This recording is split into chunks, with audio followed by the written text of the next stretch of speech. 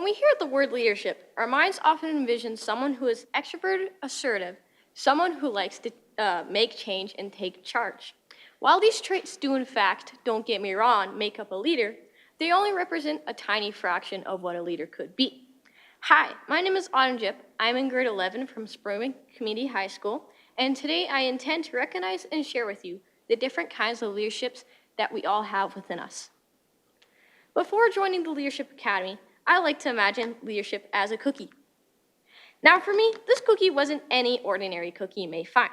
While most recipes may have more than one way to successfully achieve it, I believe that for this one cookie could only be possibly achieved by a single recipe. One recipe that required the perfect amount of resilience, confidence, and independence all mixed together, and boom, you suddenly get what you call leadership. Pretty easy, right? Well, sadly, it's not as easy as it may sound. For me, this was far from reality. In fact, a majority of the ingredients here I did not possess at all.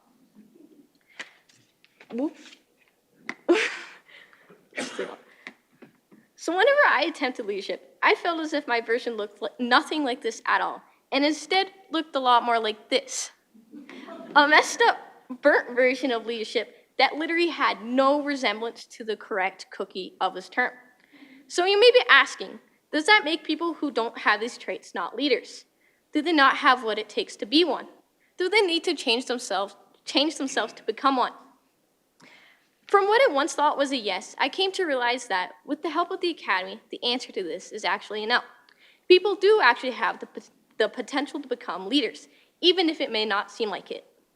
So at first, when my mom recommended to me that I should join Leadership Academy, way before I even realized that this was a possible thing, I was like, yeah, no, thank you, and I quickly shut it down. I knew I wasn't brave. I wasn't loud or aggressive or assertive. I lacked the words, the confidence. The belief that I was just not fit to be a leader led me to constantly question myself as a person. Why even bother to join a Leadership Academy if I lacked the traits that were necessary for it? But deep within me, I knew there was a tiny spark of curiosity, the curiosity to learn. And guess what? As it turns out, curiosity is actually a quality for leadership. But how, you may ask, is curiosity an ingredient for leadership if it's not meant to create the cookie? Let me explain. In the first few days of leadership, we've dived deep into ourselves. What were our strengths, our weaknesses, our personalities? And then came the time where we learned about our leadership styles. And not just any style, but it was a style with an S. Ooh.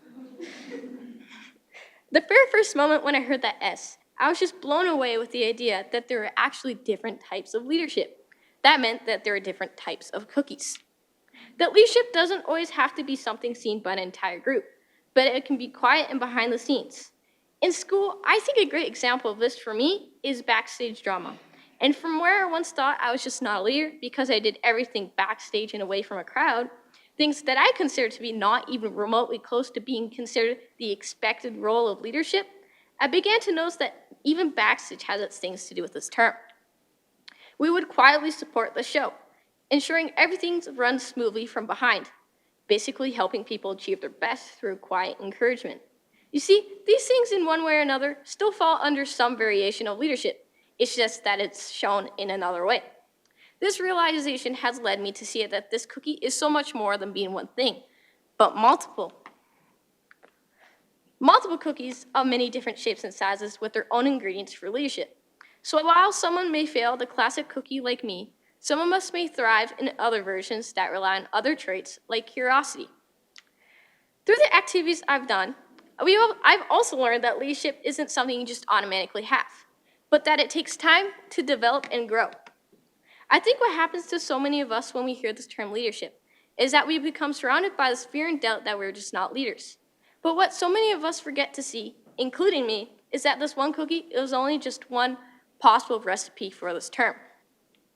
And if you do end up burning or crumbling or failing that one cookie of leadership, we need to remind ourselves that it's okay because there are other versions out there that you will excel at. The truth is, leadership is a huge, diverse collection of unique traits. And when we do begin to recognize the idea that we do in fact possess leadership qualities, whether it's compassion, curiosity, or empathy, do we then truly begin to appreciate ourselves as a leader of our own cookie of leadership? Thank you. Oh, man.